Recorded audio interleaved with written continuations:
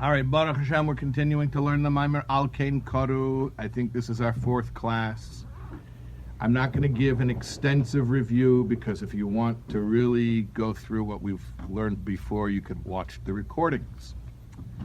But I'll just set us up as far as context.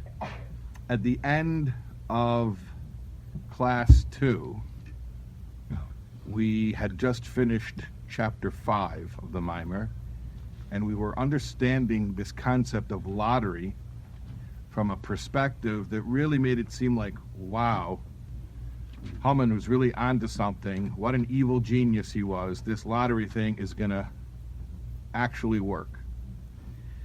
And then in the previous class, where we studied chapters 6 and 7, we didn't answer that question. We sort of added to it and said, yeah, really, this lottery thing seems like it's really going to work.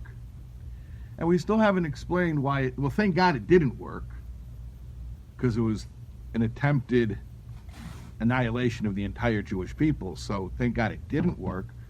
But we still don't have an answer to why it didn't work. And I love the fact that we don't have an answer to that question. And I'll tell you why, because it's a question that none of us had before we started learning the Maimer. If we're leads to say, why it didn't work? Well, you're right. Well, we're not going to answer it. We're going to learn the answer in the Maimer. Okay, so yeah, it's not for us to actually answer the question, but it's for us to find out the answer. What I was saying, what I really enjoy, this is my form of pleasure here. This is what I enjoy. This is my hobby and pastime. It also happens to be my religion. So isn't that nice when your hobby and your religion can go together? Okay. I think it's fun that we have a question now that we're like, what's the answer? And we didn't even have that question before we started learning the Maimer. Nobody was sitting around on their own before they started learning this Maimer and saying, wow, Haman was such an evil spiritual genius for even thinking that a lottery might be the way to circumvent the system within which the Jews are indispensably part of creation. Why didn't it work? Nobody was thinking that. But now we are. But we didn't even think that it was brilliant. Right, exactly. Yeah, we had no clue. Yeah, it was. Okay, but what I want to do now is find out why it didn't work.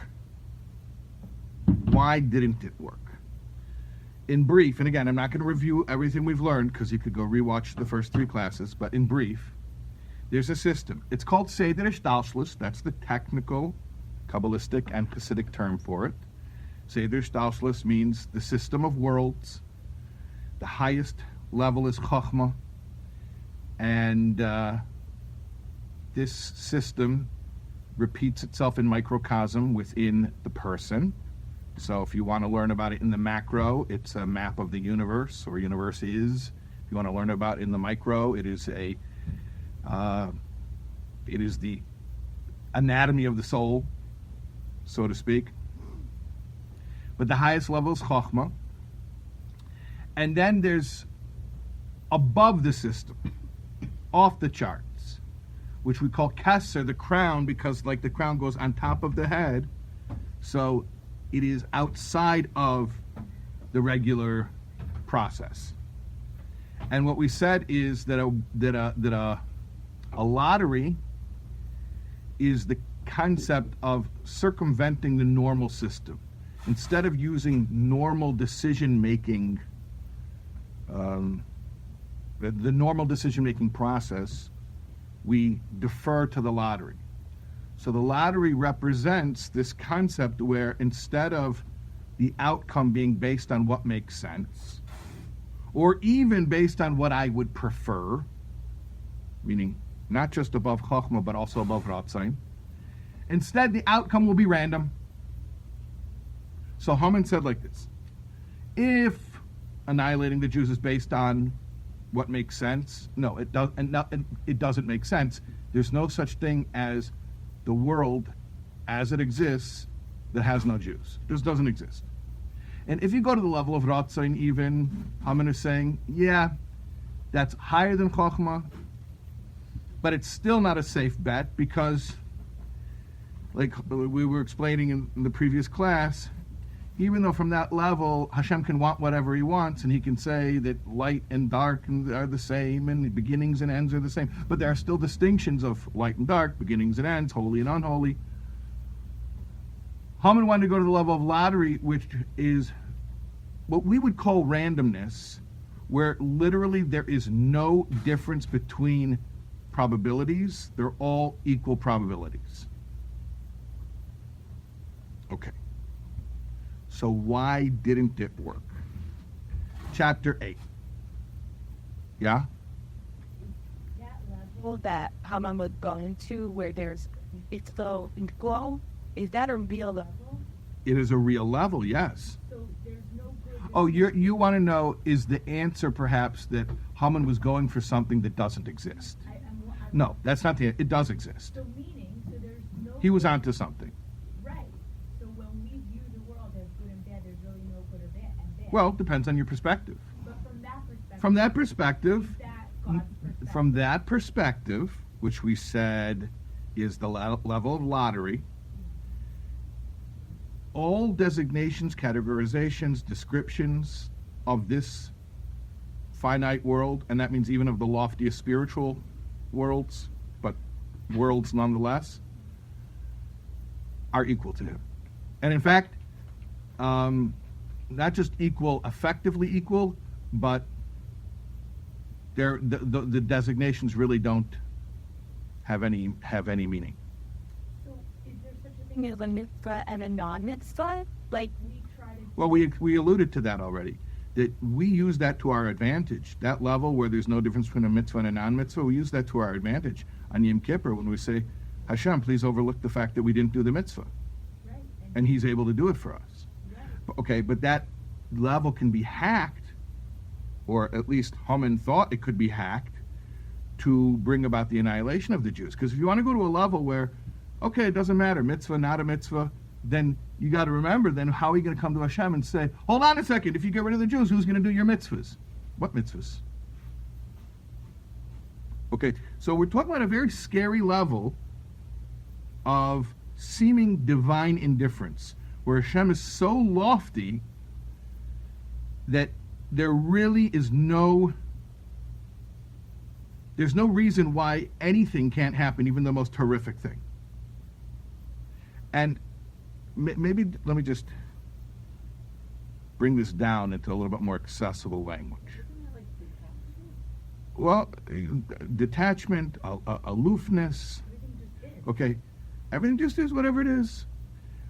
Let me bring it down a little bit. And when I say bring it down, I mean my style of bringing it down, which is probably still way too abstract and philosophical. But let me bring it down like this. What we're talking about is a world in which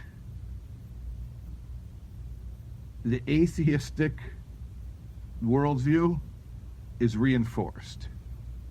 The belief that things just happen because they happen and it's just totally random, that is what is on display. So we know that that's not the reality, but there is a perspective, a spiritual perspective, where a strong argument could be made that the world could run randomly the way the atheist believes it runs, not because there is no God, but precisely because God is so lofty. And that's what Haman wanted to exploit to his advantage and our disadvantage. Okay. Chapter 8. V'hinei k'mei she'gedol hu l'mayla mahaseichel l'mayla gam maharatzin. We're rehashing. Just like the concept of lottery is higher than seichel and higher than ratzin. Remember we explained before that the lottery, not only is it higher than seichel, intellect, because you're not making your choice based on pros and cons, you're not making an intelligent choice, you're making a random choice, but it's also higher than ratzin. Ratzin's higher than seichel, and lottery in turn is higher than ratzin. Ratzin means desire. Why do you desire something? I can't explain it, I just do. So, why is one choice better than another choice based on intellect? That's one level. I read the Consumer Reports, and we're going to buy the Honda Odyssey.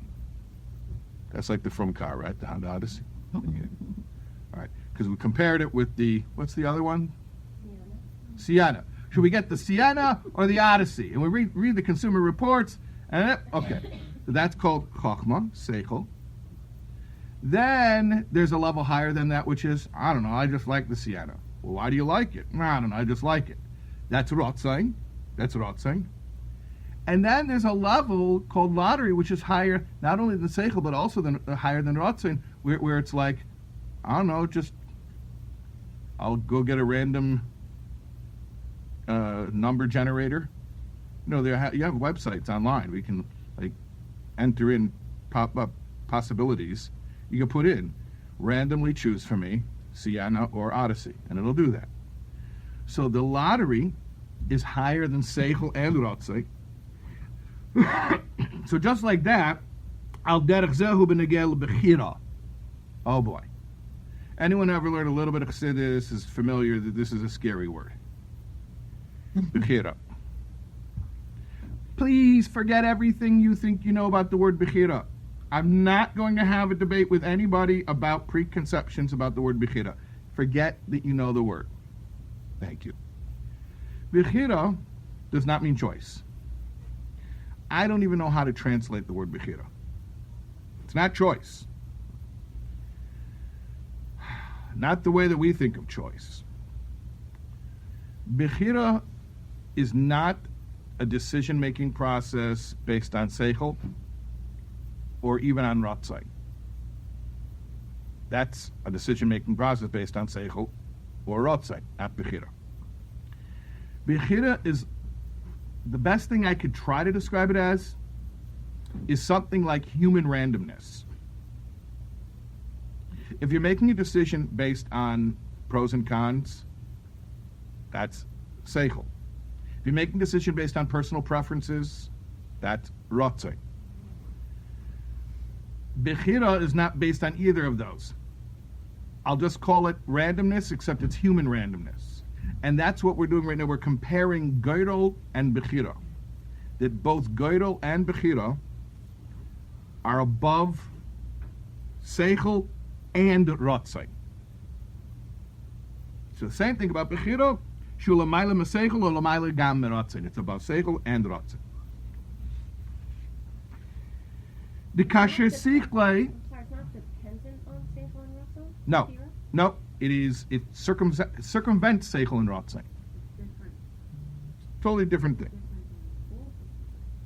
And so The kasher sichle, he's explained. The kasher sichle mechayev shedavar zeroi livchar bay.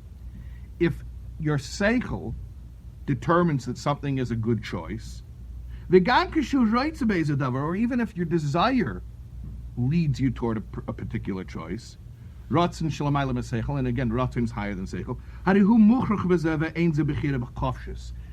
You're compelled then to select that, and it's not choice, because choice is bechira chofshus, free choice. So you understand, when we say free choice, we don't just mean philosophically, does God let you do what you want to do? Free choice even means freedom from your own limitations.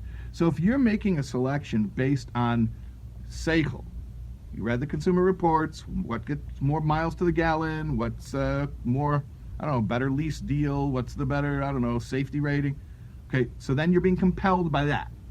That's not free choice. Or even if you're choosing based on Ratzin. Ratzin is above Seichel. I don't know, they had a green one. I like green. I've always liked green. But you're being compelled by that.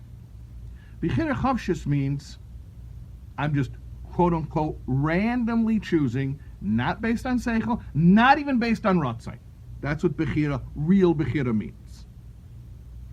V'amitas inyan Bechira hu, ksha Bechira shalai hi, loy mitzad Seichel v'gam loy mitzad Ratzin. True Bechira, I can't translate the word, has to be where it is above Seichel and above Ratzin. Ela shekach beicher b'Bechira Seichafshus.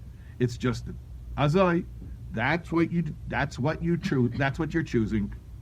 Not because it makes more sense, not even because you like it better, because I'm just choosing. When we speak about that type of choice, yeah. What we're describing really is the deepest expression of self. Because if I make an intellectual choice, that's an expression of my intellect. If I make a preferential choice, that's an expression of my preferences. If I make I can't call it truly random because actually human beings are incapable of randomness. I actually tested it out before I headed over here to the class. There's a website where you test human randomness, if you can really truly be random, and basically you choose buttons, left arrow, right arrow, and a machine tries to predict your choices. And if you're truly random, you should be able to fake out the machine. And I wasn't able to do it. The machine was predicting my choices 70% of the time, which shows I thought I was being random. I thought I was really being random. Like, do do do do do do do do do do do do. I thought I was faking it out. It was getting 70% of the guesses. Okay. So really, human beings are not capable of real randomness, but to whatever extent we could call it human randomness, I'm making a choice just because it's what I choose. Not my seichel, not even my rotzain, me, my essence, my essence. Because randomness is the closest word I have for describing it. Because when we say choice, just the plain English word choice, it immediately invokes all these associations of decision-making processes that are either intellectual or preference-based, and that's not what it is. Does it have to do like with really have gut feeling? Yeah, but a gut feeling that's really, really, really like not rotzen, because sometimes a gut feeling could be rotzen. This is where it's like, why did you choose that? No reason. No reason. All push and no pull? That is so helpful. That is so helpful. The point he's making here is there's nothing compelling me. Okay, and if even my own seichel or my own rotzain is leading the decision, that's compelling. That's a compulsion. So it's all push and no pull. Right. So I mean, it's ultimately, if I'm truly making a choice of bechira chavshis, it's totally just an expression of me. Why is this what was chosen? Just because this is what I have chosen. Not all push and no pull. Very. That down in your notes? No, I'll remember. Is that even like a robot? What's the point of that? I just want to make sure you intellectually you understand the concept. I think you all do. Okay, fine. I want to keep moving here. Fine. So we just said that the level of gerel, of lottery, is above seichel and above rotzin. In fact, we knew that from early in the Maimer. And we introduced a new concept, which is that bechira, and you see, by the way, the more technical these terms are, the less I'm translating. So I apologize to all the people who are like, you just used 6 Hebrew words in one sentence, I'm out of here. Sorry. We'll see on YouTube the analytics, the drop-off. I'm sorry. You know, that's what happens, by the way. Okay. All right. So we had established early in the Maimer that Geirol, lottery, is above both Seichel and Rotzing, higher than intellect and will. Now we just introduced a parallel concept, that Bechira, true Bechira, which I can't translate, is also above Seichel and Rotzing. In other words, Geirol and Bechira are sort of hanging out on the same level. You following? Okay. All right. V'hachiluk ben Geirol and Bechira. However, what's the difference between Geirol and Bechira? Because I know what's the same about them. They're both higher than Seichel and Rotzing. But what's different one from the other? The Kisha'adam Isa Geirol, when a person makes a lottery, umachlit the Kamesha Yipala Geirol Kein Yeh Ritzonai, and decides he's going to defer to the outcome of the lottery, his will is no longer his own will, but rather it is dictated by the outcome of the lottery. In other words, the lottery is I'm circumventing my will by giving away my will and deferring to an outside source that will determine my selection. Exterior. It's exterior. It's external. Very good. Ubechira but bechira is sheha'adam hu habaycher. The person is the chooser. It's internal. So they're both above seichel and rotzain, except girdle is where I outsource it and go above seichel and rotzain. Bechira is where it's insourced. I'm tapping into my essence to step away from seichel and rotzain. On the outside, it looks the same. No, but though is at the your neshama. The essence of the neshama, yeah. And in fact, that's what we would say is that true free choice is an expression of not just the neshama, but the essence of the neshama, meaning the yechida. But I don't want to get into that yet. Lotto, you clip your left, but clearly you click into it. Like that's fully actual thing that you are as peers choose. Because a lot of us, I don't feel like they have even. Yeah, but with Bechir, it also almost seems like I couldn't care less. It's such a funny paradox. It almost seems like it's ambivalence. And yet, it's so essential. Yeah.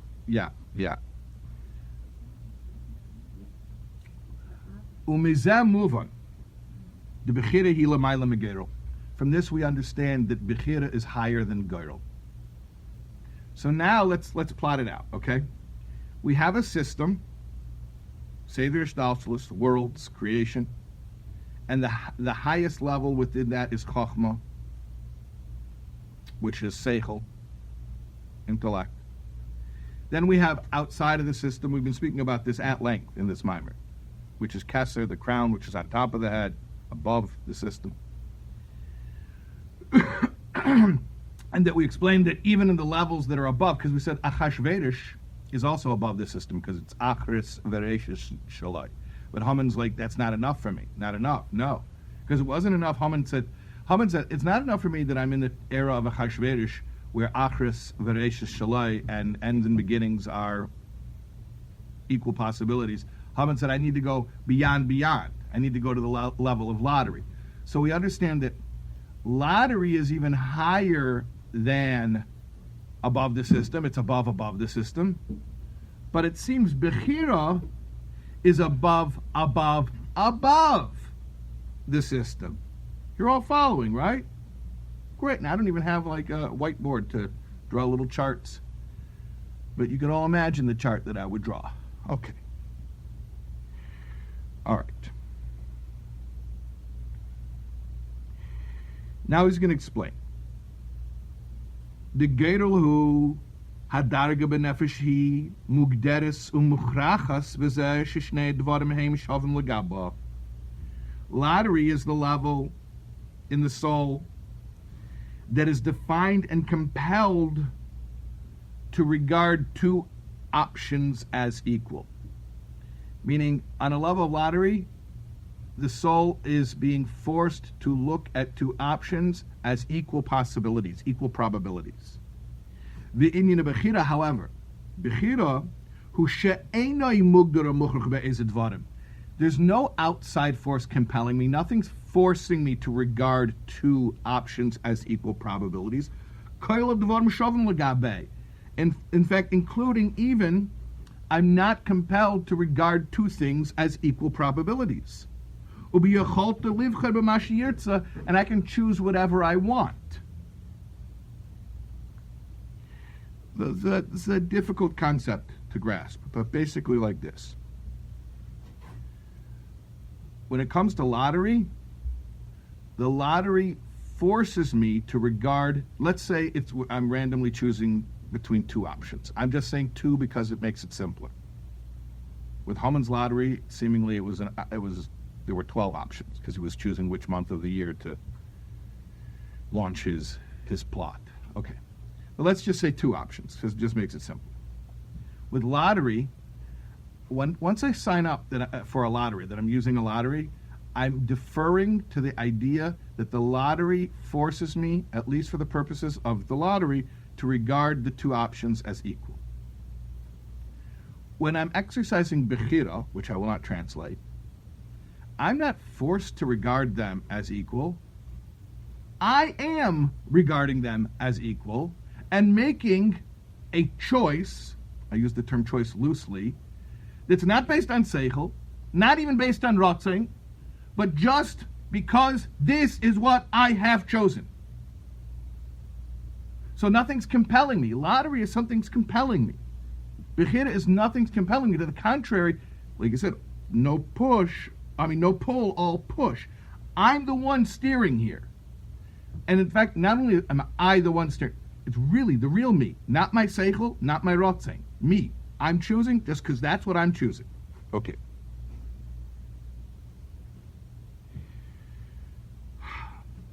V'yesh loimer. We could possibly say, that in Bechira there are two concepts.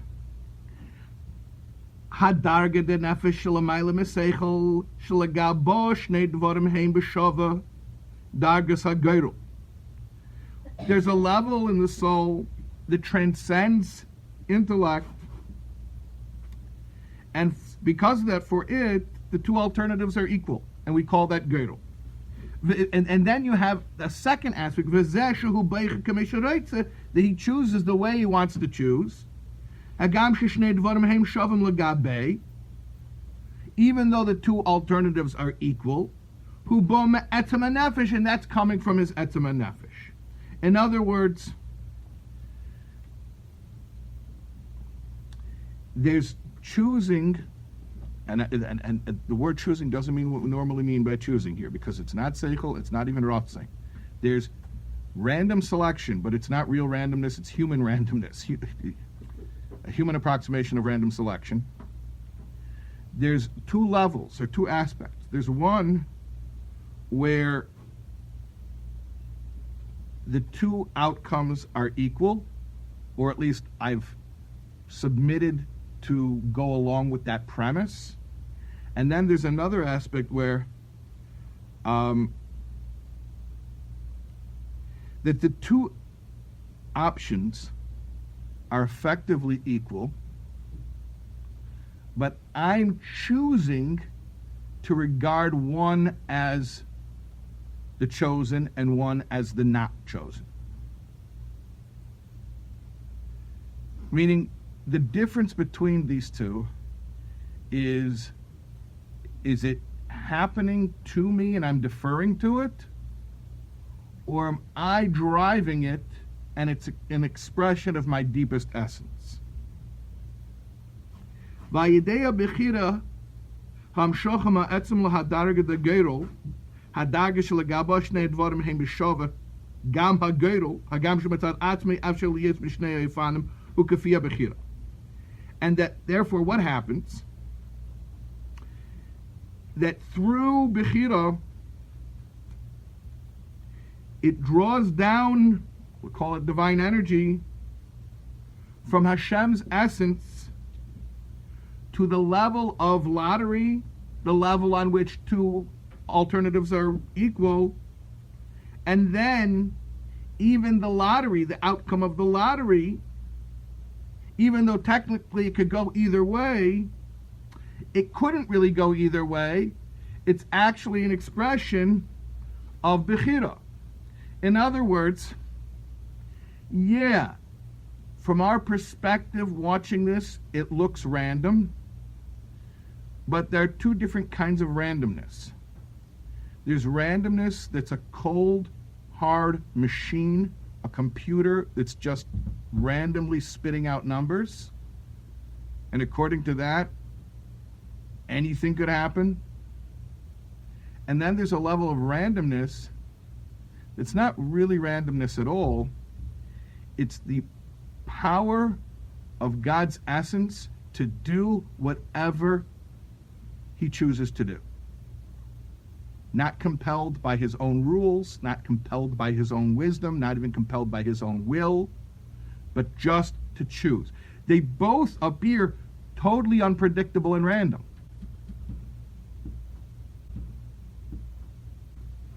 But one of them is an outside force which is compelling the outcome, and the other is the deepest expression of the essence. Now, obviously, from Hashem's perspective, nothing compels him.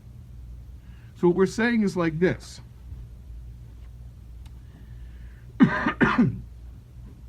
The lottery ultimately breaks down because, just like you go higher and higher levels until you get to the level of lottery, but if you keep going and you get beyond the level of lottery, you find out that true randomness is not really possible. It's not really possible. Ultimately, there's a divine choice being made In the lot or in the true exam? in everything. That even when you do a lottery where apparently all probabilities become equal, it isn't really all probabilities are equal. It's Hashem choosing. Yes, Hashem choosing in a way that's not compelled by any reason, not compelled by a system. So from that perspective, it can appear very random, but it's not true randomness.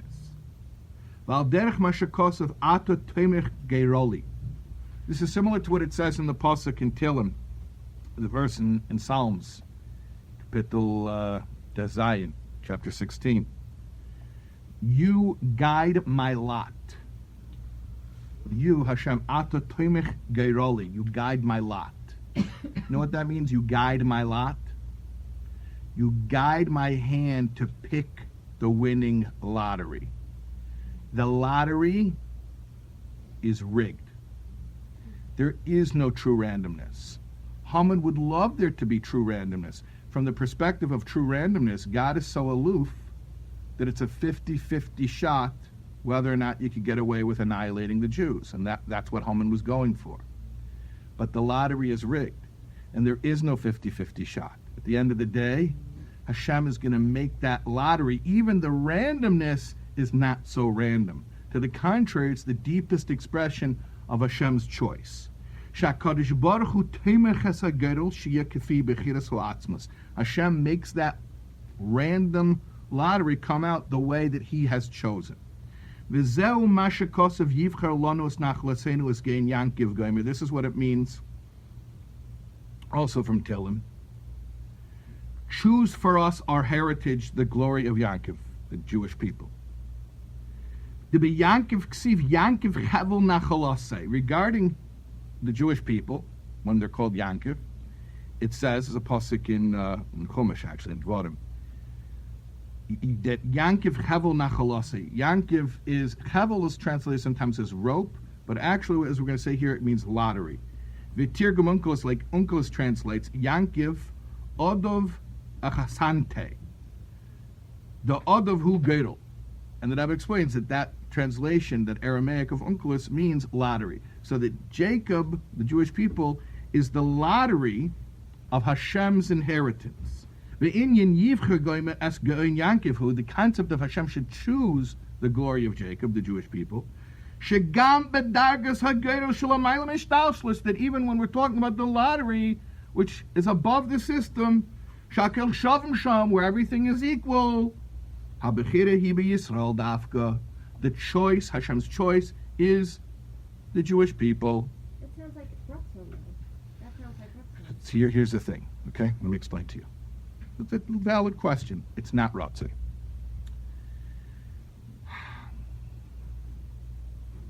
There's something called replacement theology. The Christians are into it, the Muslims are into it. Basically, it's the belief that there is a covenant, and God made that covenant originally with the Jewish people. But the Jewish people abrogated that covenant, and now somebody else bought out the contract. It's very popular theology. Billions of people follow it. There are billions of people in the world who believe that there's a standing covenant with the Jewish people. It's just somebody else bought out our contract. But Bechira, and I can't translate the word, is higher than Seichel and higher than Ratzon, which means Hashem says, you're right. I don't have any good reason why I'm still attached to these people. In fact, I never had a good reason to begin with. That's not even how it started. That wasn't even what it was based on. I didn't choose them for reasons that make sense, and you can't talk me out of this relationship for reasons that make sense. And you can't even appeal to the level of Rotzain and say, well, have a different preference. You know, it's not even a preference. Well, what is it, Hashem? I don't know. It just... And our efforts, the fit efforts. So, what you're saying is basically how Chassidus understands it. That ultimately, the real Bechira is the opposite of choice. The real Bechira is an inevitability. When we speak about our Bechira, when we choose Hashem, the ultimate example of us choosing Hashem is Mesiras Nefesh. You know, like you learn in Tanya? Yeah. Very good. Okay. Yeah. The other, very good. So chapter 18 of Tanya, when it says that even the Kalsha B'Kalim, these irreligious Jews who couldn't be bothered to be observant their whole lifetime, and then they come to an Nisayon of Amunah, and they're put to the test, and they're supposed to renounce God, and for some inexplicable reason, they can't denounce God.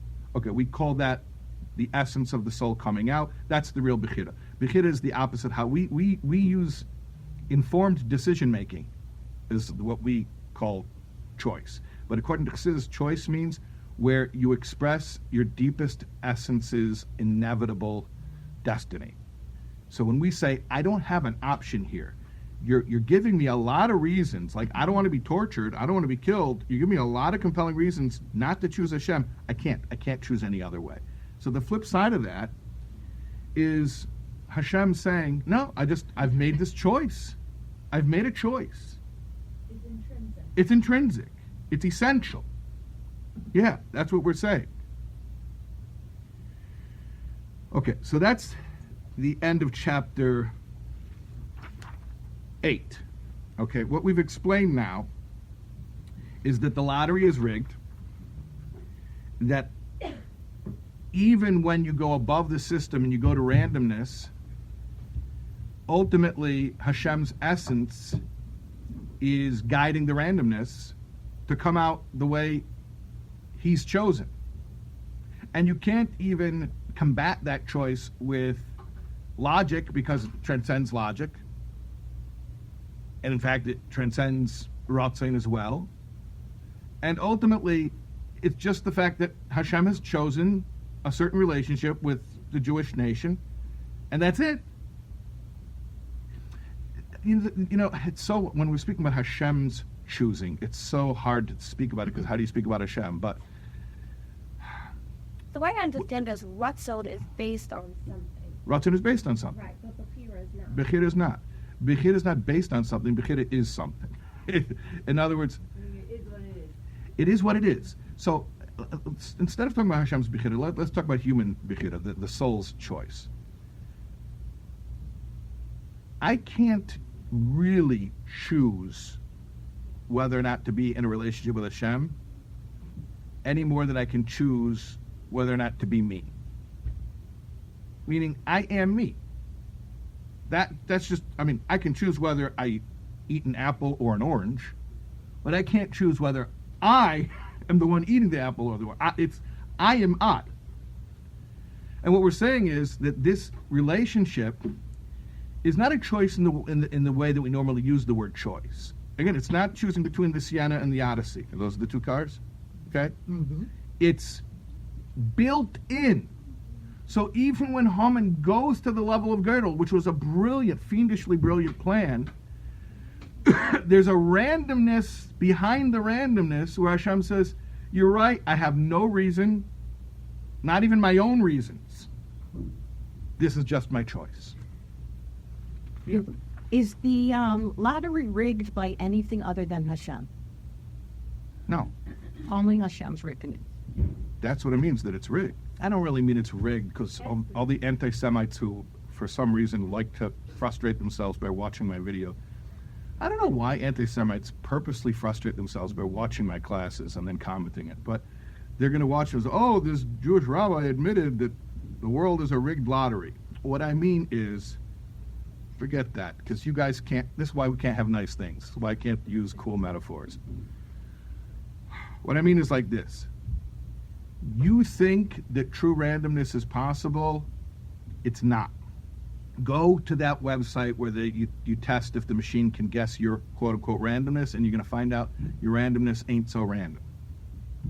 And the same type of thing, lahavdil, because we're talking about Hashem, so we can't really, we have to be mindful of the limitations of our language. But at the end of the day, there's no such thing as, well, what is the probability of being able to annihilate the Jewish people? Oh, what do you mean, what's the probability? The probability is pretty high, actually. You're talking about a perpetual minority that during most of its history isn't even in its own homeland. The probability is not even a 50-50. It's actually much worse, I don't even want to say, but the probability is pretty high. And the fact that that's not the outcome, not for Haman and not for any of his people who came after him to emulate him, it's because at the end of the day there's something built into, can I even say this? Let's say this very carefully, built into Hashem himself, that is being expressed in his relationship with the Jews. His relationship with the Jews is not incidental. It's an expression of his deepest essence. And that's why as deep as you go, even you go beyond reason, even you go beyond desire, you can't get away from it. Why? Not for any good reason. Just because. And that's the real answer. You know, sometimes just because is a blow-off answer. It's dismissive. You don't want to explain something, either because you don't want to have to give the explanation, or you yourself were so lazy you didn't even think out the explanation, so you have nothing to explain because you yourself don't know, because you didn't take time to think. You say, just because. But sometimes just because is the real answer. When you've questioned, and you question your answers over and over again, finally you will come to an axiom. You will come to a question whose answer really is just because. And then you've arrived at the essence. So that's what we're saying. We come to a level where Hashem is choosing the Jewish people, and this lottery is always going to come out in our favor. Why? Just because. Which is similar to a regular lottery. Lotteries come out the way they come out just because. It's like, I was one time, this is years, I can't believe I'm remembering this memory just got unlocked. I was at some like bodega, some greasy bodega, where they have a cat jumping around on the counter, and there were these two old people there who were buying tons of lotto tickets, like a lot of them. And one of them says to the other, oh, do 1776. That's a good one. I can't believe that one doesn't get picked. And I remember being blown away by, first of all, the fact that these people didn't look like they had a lot of expendable income and they were just spending a lot of money on lottery tickets. If you think you may have a gambling problem, right? Okay. But the fact... Right. But if 1776 is the lottery, then it's the lottery. There's no reason to believe that 1776 is a better number. The lottery doesn't care about 1776. The lottery is not sentimental. The lottery is not patriotic. The lottery doesn't care about your 1776. God is sensual. There's an old joke. I'm going to flub the joke like I flub most of the times I tell jokes. But a guy won the lottery, and they said, how did you win? He says, well, I took my birthday plus my wife's birthday. So I took 6, 11 plus 4, 14. So that's 17. That's 31. And it's 36. And I chose 36. I said, but that's not right. That's 35. So I'm killing the joke. Oh, well, it's good I'm not good at math. I don't even remember how to tell the joke. Okay. And, okay, but the point is, let's stay on topic here. Okay. The point is like this. At the end of the day, lotteries also seem to have no reason for why they pick what they pick. There's no reason why a number gets picked. There's no one number that's more attractive than any other number. So that whole silly thing with, 1776, that one's got to come up eventually. No, it doesn't. In a lottery, any number has just as much chance as any other number. So there's no reason why the lottery is, other than just that's what it is. Okay. So very similarly, but in a very different way, Bechira, Hashem's Bechira is, there's no reason. No reason. That's just what it is. Well, but why do you keep choosing the Jews? Why? You're right. But this is what it is. This is what it is. So this is why Haman failed. That even when he went to a level of randomness, there's this inescapable choice that is intrinsic to Hashem himself. Yeah. There's an English word for it, which is Isness? Yeah. Okay. That's what it, yeah. That's what it is. So this is a comfort to Jews. Forever, like, will never be destroyed, but it doesn't solve the Other question, but Okay. individuals- But if you're looking for personal application, I have a much bigger application of this than a question of will Jews be destroyed? And that is, now that you know this about the way the world works, how is that going to change the way you live your day-to-day life? it won't. Yeah, like You don't have to. Well, it should. it's your thing. Everything you learn in Chassidus, even the lofty concepts, could change the way you live your day-to-day life. And I'm not going to tell you how it should change your day-to-day life, but I'll just float it out there, and then I'm going to wrap up and say, if you knew that you were in a relationship that was the deepest expression of the essence of the other person and elicits in you the deepest expression of who you really are, and nothing you do can abrogate that relationship, how would that make you feel about that relationship? Codependent. Okay. Oh, or it's alignment on those two.